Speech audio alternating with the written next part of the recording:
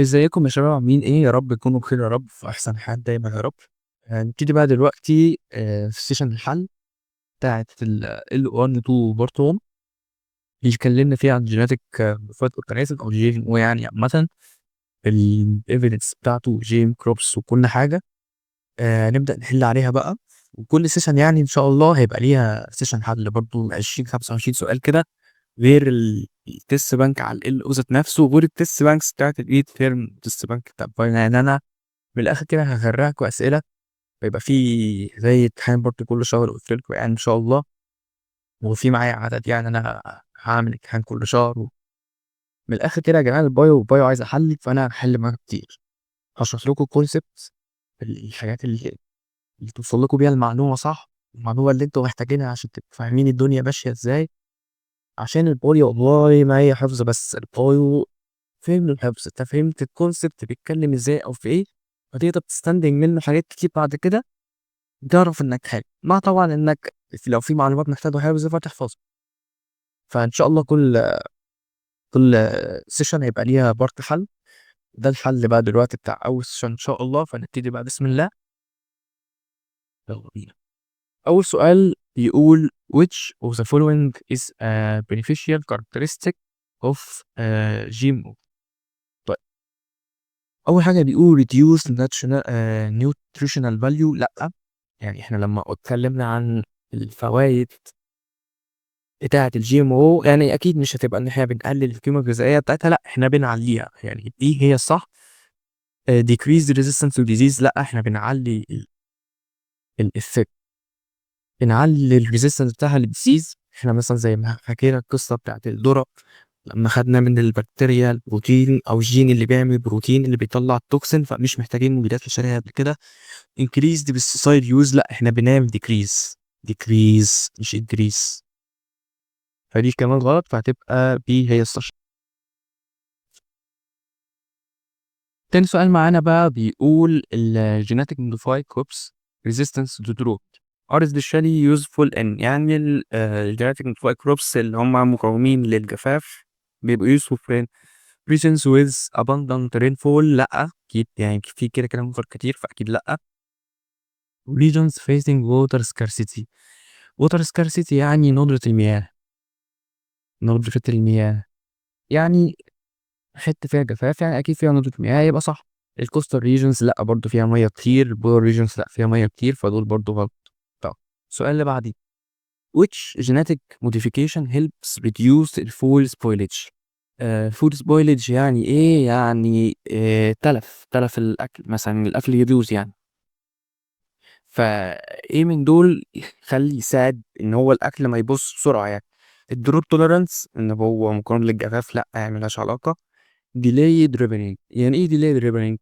الديليد ريبنينج ديت يعني ان هو بيأخر آه وقت النضوج بتاعه، يعني بيخليه يفضل محافظ على صحته او صلاحيته لمدة اطول، يعني من الاخر زي ايه؟ مواد حافظة كده.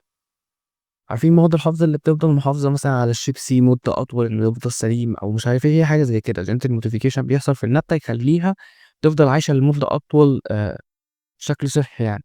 فهي دي الصح. البيست ريزيستنس برضه ملهاش علاقة، اللي هو بنقاوم بالآفات والحشرات يعني. فيتامين انريشمنت اللي هو غني بالفيتامين، برضه ملهاش علاقة إنها تقلل من ندرة الصلاحية بتاعته.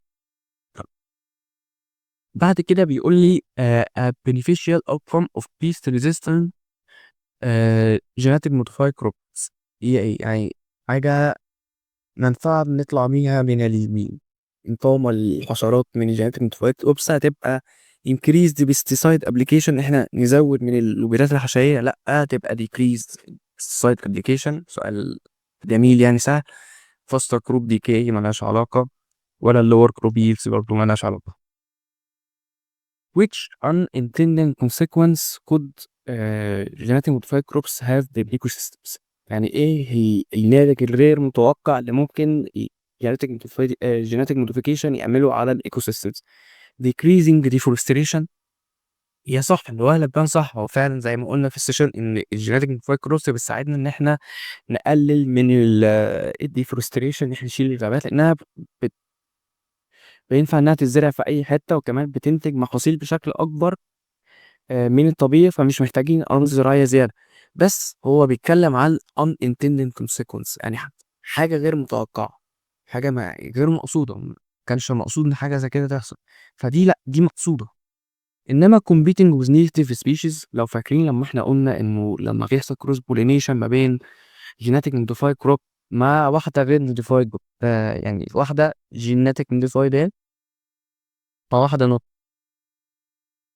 فلما دي يحصل لها cross pollination مع دي، فبيطلعوا حاجة جديدة بقى، ممكن يكون فيها جين زيادة يضر، فيها تغيير ما يضر النبتة، يتلف من الآخر، ممكن يقضي دوت على أصلا النبتة الأصلية، زي ما قلنا إن هو ممكن يقلل من biodiversity. فالcompeting with native species هي الإجابة، لأن هو دوت حاجة غير مقصودة إنها تحصل.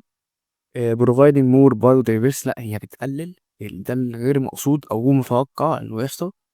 enhancing soil fertility ملهاش علاقة أصلا، إحنا هنتكلم عن خصوبة التربة يعني. بعد كده بيقول البروتينز produced by genetic modified crops might، البروتينات اللي هي بتطلع من الجينات من modified crops اللي احنا اتكلمنا عليها، اللي هي هي بتطلع توكسينز بتموت الحشرات. only affect التارجت بس، يعني هل هي بس بتارجت الحشرات؟ ممكن نخلي الإجابة دي جنبنا. negatively affect non target organism، يعني الإجابة دي أقوى من اللي فيها بكتير بصراحة، إن إحنا زي ما اتكلمنا قبل كده إن ممكن مع الوقت البروتينز أو الجينات المتعدلة دي تطلع بروتينات متعدلة بشكل تاني، فتأثر على البشر أو على البيئة من حواليها، فديت أنا شايف إنها أصح من اللي قبليها. always increase biodiversity ملهاش علاقة بالbiodiversity خالص. have no effect on other organism، لأ احنا قلنا برضو هي ممكن تأثر على الويدز اللي جنبها، تفتكروا اللي هي الحشائش الضارة، ممكن تستفاد منها أصلا، بس في الوقت الحالي ده ما بيحصلش، دي كلها دراسات. ف negatively affect non target organism هي الإجابة الصح، لأنه ممكن مع الوقت الجينات دي تتغير هي كمان، وبالتالي تأثر على البشر أو البيئة اللي حواليها. which of the following is a potential risk for human health from GMOs؟ ايه هو الريسك من دول اللي بيرتبط بالجين؟ increase the vitamin content، يعني اكيد لا، دوت حاجة نصيحتنا. ال unexpected allergic reaction، إيه طبعا هي الصح، احنا في اول سيشن خالص قلت لكم ايه، ان من اكبر المخاوف هي الالرجيك رياكشن او الحساسيه اللي بتحصل نتيجة للتغير الجيني اللي بيحصل ده، وأي تغير جيني زي ما قلنا ممكن يسبب أمراض زي الكانسر، وممكن يسبب تلف في الآخر في الخلايا وكده. اللور كروب برودكتيفيتي لأ، برضه ريزيستنس جروث ملهاش علاقة، هي طبعا آه، أصلا أدفانتج ملهاش علاقة، بس احنا بنتكلم عن الهيلث بتاعت الهيومن، فاللي هو كروب برودكتيفيتي مش هتأثر، انما الان اكسبيريد الرجيك رياكشن هي صح.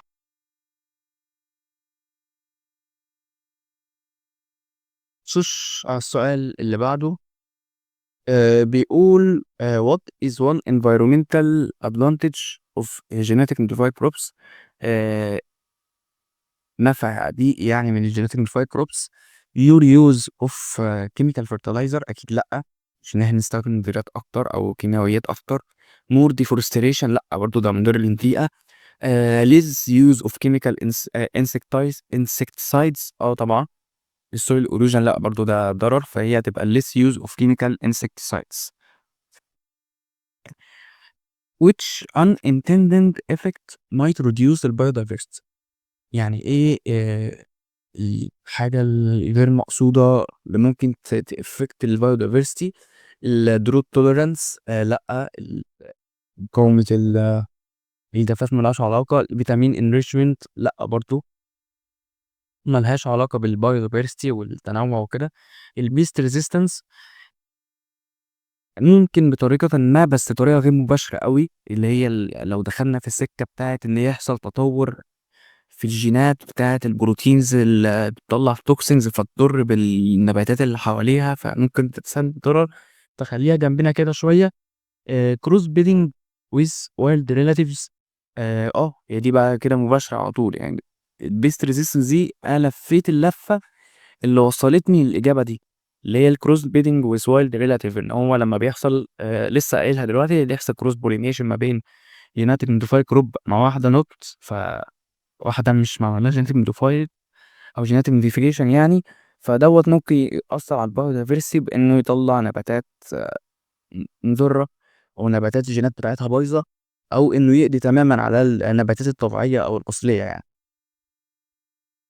السؤال العاشر بيقول genetic modified bacteria that produce insulin. وتفتكروا لما قلنا إنه في بكتيريا لما بتكبر بتتكاثر بشكل كبير، فهم خدوا من الإنسان الجينات اللي بتنتج الأنسولين دي وزرعوها في البكتيريا، علشان خاطر لما تكبر تطلع لنا بقى بكتيريا كتير بانسولين كتير بقى، كتير كتير كتير كتير. فدوت example of modification for ايه بقى البربوز بتاعه؟ commercial بربوز، هدف تجاري لا، medical بربوز اكيد، environmental لا، aesthetic لا برضه، فهي medical. What type of evidence is most important in the gene debate؟ يعني ايه هو الدليل المهم أوي عشان خاطر نتكلم في الجي ام او؟ هل anecdotal stories يعني نقاشات، يعني نقاشات طبيعية بالناس؟ لأ، يعني لما انت تقعد تتكلم مع صاحبك تقول له يا عم الجي ام او دوت حلو وبتاع، صاحبك تاني يقول لك لأ يا عم ده فاكسان وبتاع، هل ده evidence نتكلم فيه يعني عن ده دليل نعتمده؟ يعني لا مؤاخذة ليك انت وصاحبك والله يا اخويا، بس لأ. فلا، الميديا هيدلاينز يعني لا برضو ساعات بتبقى اصلا السوشيال ميديا عامة يعني ساعات بتبقى صادقة وساعات بتبقى اوفر وساعات بتبقى كدابة يعني، فلا هي مش دليل ان احنا نحتذي بيه. evidence based scientific research يعني evidence مبني على بحث علمي وتجارب وبتاع، فاكيد ده حاجة يعني ما نقدرش نقول لا. public opinion only برضه هي لا، يعني مش بالرأي العام. المهم ان يكون في evidence يثبت بطريقة علمية، فهي دي الصح. Which of these is a commercial benefit of GMOs؟ extended shelf life of produce، طبعا يعني commercial benefit هو هدف تجاري، والاكستندد shelf life يعني من الاخر ان هو يقول لك بيفضل عايش على الرف فترة اطول. زي المثال بتاع المشروم الابيض اللي قلنا ان هو بيسود بسرعة بيبوظ، وده يعني ضرر تجاري، فعملوا له يوريفيكيشن خلوه ان هو بيفضل عايش فتره اكبر. بايو ديفورستريشن لا ملهاش علاقه بالتجاره ولا كونسيومر تراست، يعني في جي ام اصلا له علاقه بكده، وبالعكس ده مش بينفيت اصلا للكونسيومر، يبقى ما عندوش ثقه. ريديوس تو كروب فرايتي، وده عيب مش ميزه برضه، فهي تبقى ايه extended shelf life of produce. Why is evidence-based debate important in GMO discussions؟ ليه ال evidence-based debate لسه متكلمين عليها دلوقتي الإثباتات مهمة عشان خاطر ال GMO discussion؟ To rely only in tradition يعني عشان نركزوا على القريب بس؟ لأ. to separate facts from opinion، عشان يبعدوا أو يفصلوا ما بين الحقائق والآراء، ان لازم يعني في فرق بين الحقيقه والاراء. الاراء ده راي عام عادي، مجرد راي انا بقول، انما الفاكتس دي حقيقه مثبته علميا، زي ان الشمس بتشرق من الشرق، ما تقدرش تقول لا الشمس بتشرق من بره، والعياذ بالله يعني دوت دي حاجه طبيعيه، دي فاكت مثبته فخلاص.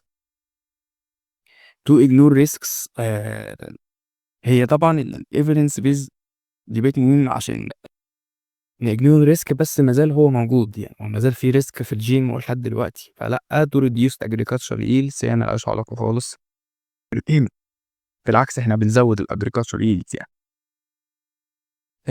what do critics of GMOs often argue؟ critics دي يعني اللي هو النقاد، فالكريتكس بتوع جي ام او نقاد جي ام او بيتخانقوا على ايه؟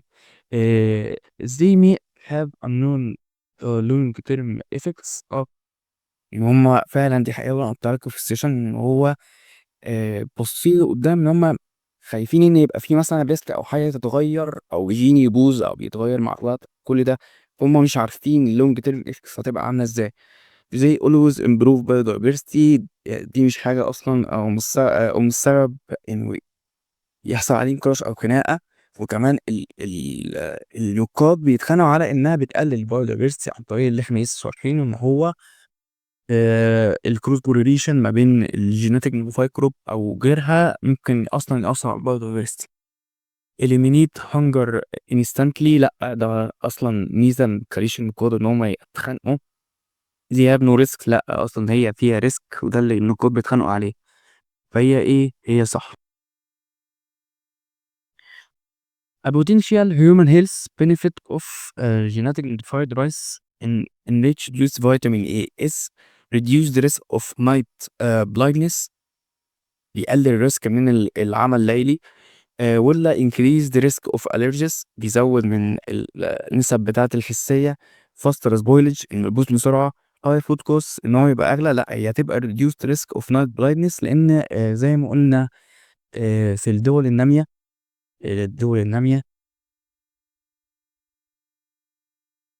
ما عندهاش فيتامين A. الفيتامين A دوّة بيبقى مؤثّر بشكل كبير على العين، إن الفيتامين A بيفيدها بشكل كبير، فنقص الفيتامين A ده ممكن يسبب عمى أو العمى الليلي تحديدًا. فكون إن بقى في زي golden rice إحنا اتكلمنا عليه golden rice كون إنه اتعمل فدوّة هو genetic modified crop من البويز ذات نفسه وبيبقى contain الفيتامين A اللي الشعب محتاجه، فدوّة أصلًا رخيص وبيساعد على حل المشكلة دي يعني. بعد كده بيقول which unintended impacts could harm insects like butterflies ديّة مش مضرة للنباتات، فبيقول إيه بقى من التوابع أو الحاجات اللي غير مقصودة يمكن تأثّر على آآ الbutterfly مثلًا اللي هي الفراشات. الdrought resistance لأ، يعني مقاومة الجفاف ما لهاش علاقة. الpest resistant toxins in genetically modified crops هي ديّة لإنها ممكن زي ما قُلنا تنتج حاجات تأثّر بيها على non target آآ pest زي ما قُلنا إن ممكن تأثّر على البشر، ممكن تأثّر على البيئة. الtoxins دي مش معمول إنها تفضل طول العمر إنها تأثّر بس على الpests أو الآفات اللي هي مستقصداها، ممكن تأثّر على الbutterfly عادي. higher nutritional value لأ، الshelf life extension برضه ما لهاش علاقة إنها تضر الفراشة يعني. بعد كده بيقول the idea of genetic modified crops reducing deforestation is based on الفكرة بتاعة genetic modified crops إنها بتقلل deforestation هي based on إيه؟ higher yields on smaller land areas يعني بيطلعوا محصول أكتر على مساحات أقل.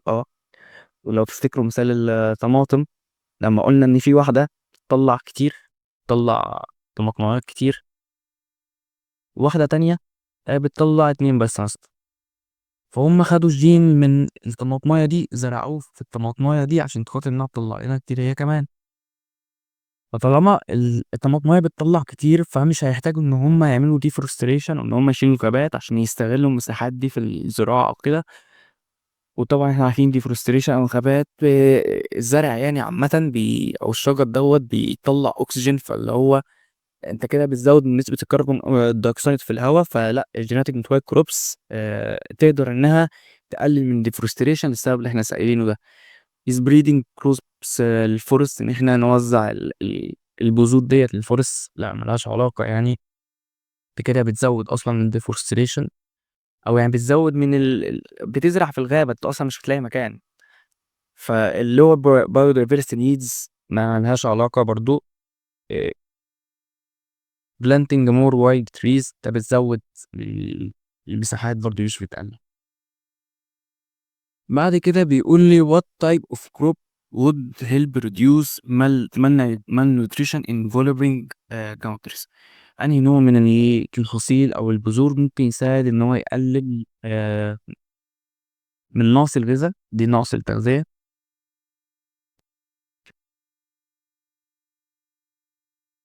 في الدول النامية.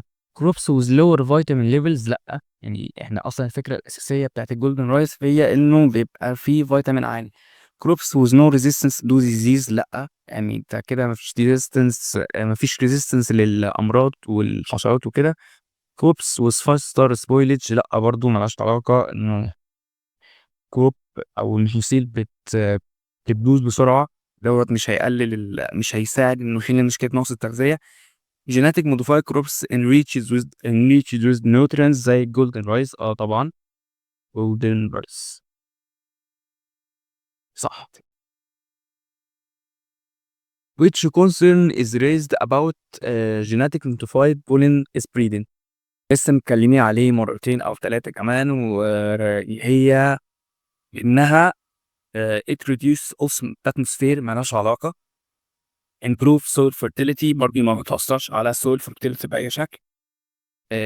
it may affect non-genetic modified crops nearby أيوه، هي إنها ممكن تأثر على الnon-genetic modified crops اللي جنبها عن طريق cross pollination.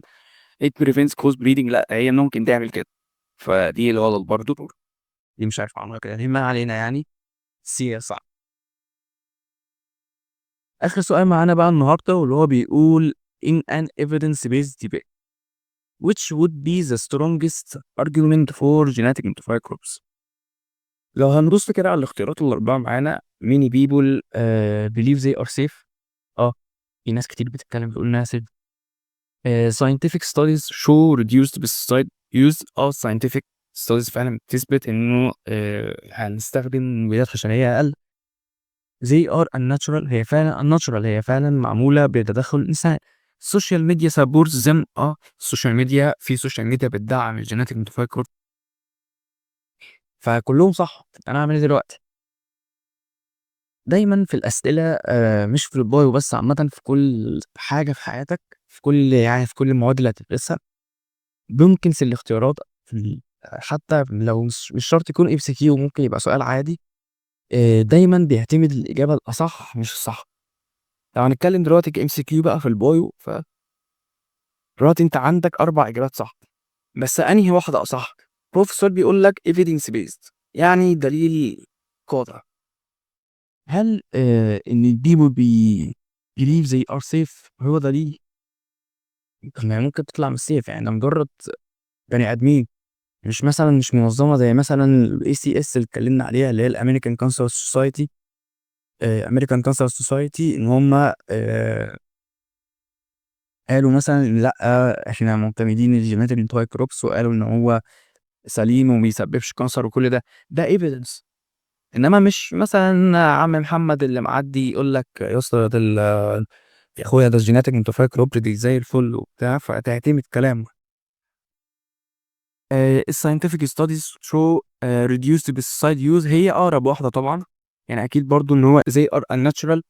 لو هنتكلم مثلا دي حجة عاطفية أو حجة أو سبب شخصي، إن هو مثلا بيبقى في ناس مش بتبقى واثقة في الحاجات اللي البشر بيعملوها، زي مثلا أنا كإياد شخصيا شايف إن الأبل أو اللي هو مش التفاحة يعني اللي هو شركة أبل كأيفون ماك وكل ده هما جامدين وكل حاجة، وأنا عارف طبعا ناس كتير بتحبهم وتستخدمهم، التليفون الكاميرا بتاعته زي الفل وبتاع، بس أنا كإياد شخصيا ما بحبوش. هل ده تدخل في حقيقة إن هو ال iOS جامد عامة؟ لأ. فزي are unnatural هي مش حاجة إثبات دليل، أو إن الناس تقول إنها unnatural مش دليل قاطع إن هو بيتكلم فيه عن الجينيتك موديفايد كروب. السوشيال ميديا سبورت زي هي زيها زي الميني بيبول، هو برضه الرأي السوشيال ميديا مش معتمد رسميا، لأ فهي تبقى scientific studies show reduced pesticide use هي صح، إنها حاجة علمية مثبتة علميا. بس كده بقى نكون خلصنا النهارده سيشن الحل على أول بارت من L1 L2. إن شاء الله تكون يعني لذيذة عليكم، استفدنا كده وعملنا ريكاب برضو على اللي احنا لسه شارحينه بحل أسئلة وكل ده، وإن شاء الله برضو كل LO هيترفع له تيست بانك خاص بيه زي ما قلت، وفي ميد ترم بانك، وهنحل امتحانات قديمة امتحانات جديدة وكل حاجة، يعني أنا هنحل كتير إن شاء الله. أشوفكم على خير بقى يا رجالة. السلام عليكم.